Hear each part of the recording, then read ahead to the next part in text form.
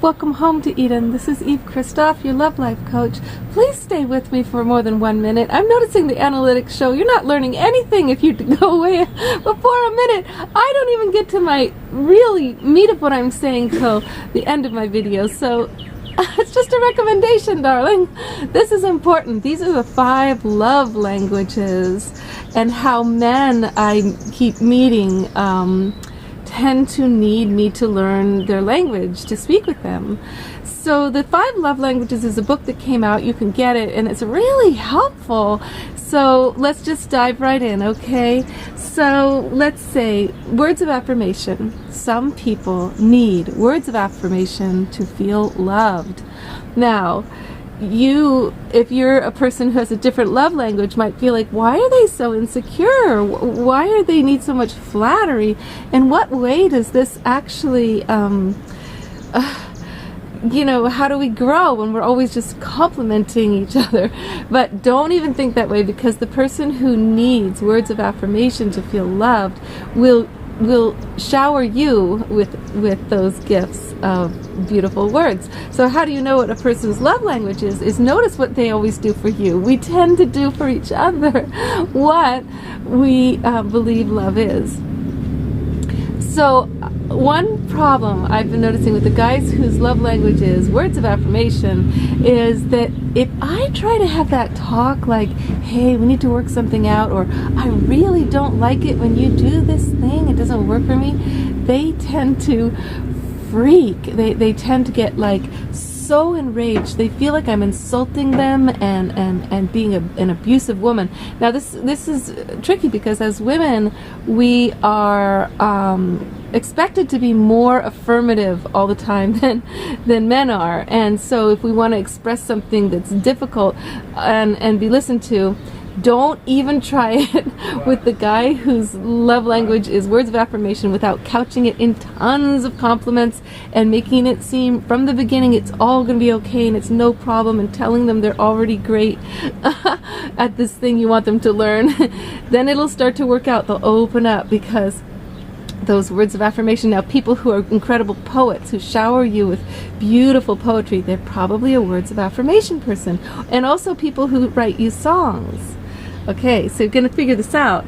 Now, when it comes to touch, I have a friend whose love language is touch, and it's so incredible because when he goes onto the dance floor, he is so versatile in how he communicates through touch while he dances.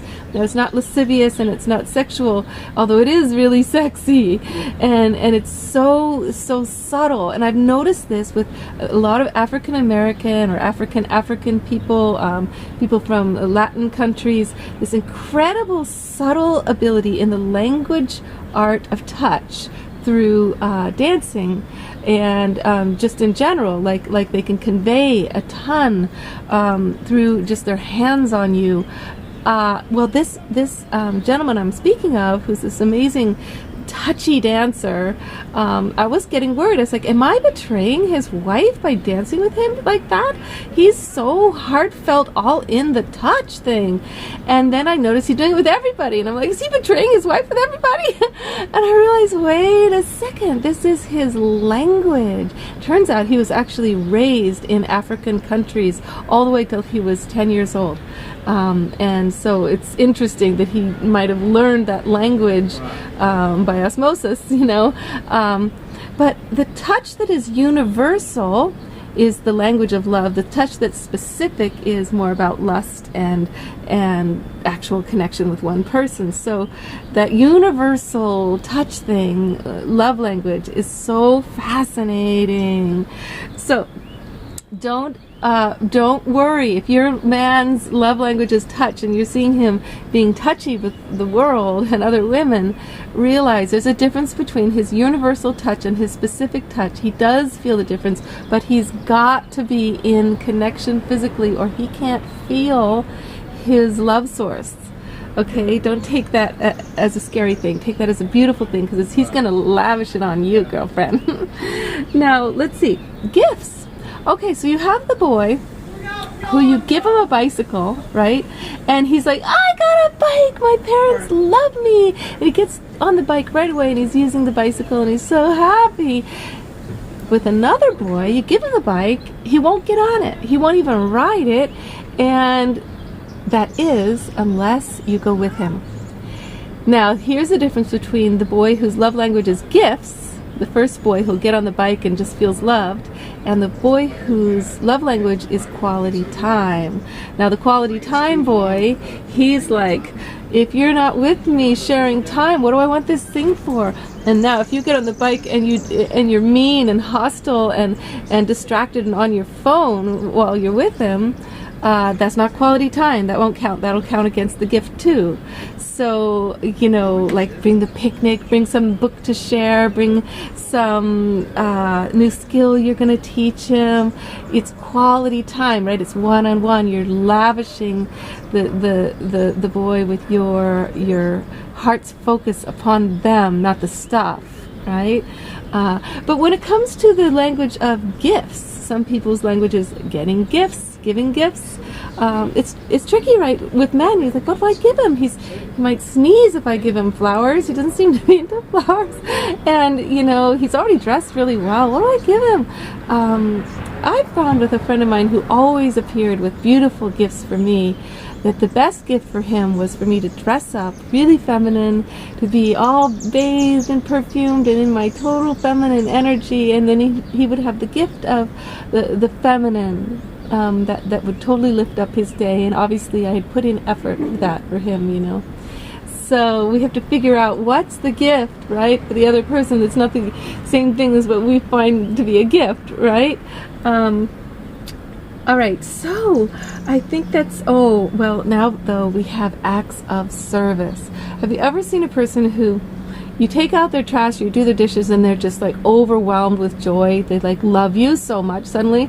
I had a boyfriend like this who was like, if I cooked him breakfast and I made him dinner and I cleaned the house, he was just like, oh, he loved me, he loves life, he felt so happy. I was like, God, this is so old paradigm. Am I just like a wife thing to him? Why?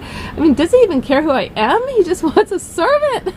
But it's not really like that. It's just that that's the language of their love. That's their love language. So I wish I had known this at the time, because at the time I was like, I'm going to rebel against this. I don't want to be but my daughter's this way, and I'm learning about this language. Like, she will call out 11 o'clock at night, I'm in bed and she's in bed, and she'll go out, I want warm milk with honey and nutmeg, and I want it now. And I used to be like, no, you can't have it, it's the middle of the night and I'm tired, and why are you but I realized it's an act of service. If I get up all stoned out of my mind from being so tired and struggle down the stairs and make this whole thing for her and bring it up, she's overwhelmed with the feeling of being loved. So it's not that hard, really. For the people whose thing is acts of service, it's kind of boring to make them feel loved. You got to fix door handles and, take the trash out in the rainstorm, for them, and they are so happy. It's so simple. So learn the love languages, practice other people's love languages besides your own, understand your own love languages, okay? And most people have about two that are dominant, one that's more dominant. All right, love? Okay, much love. Thanks for staying with me this long. I can't believe it. You're one of the people who's actually here to grow with me. Okay, love life, darling.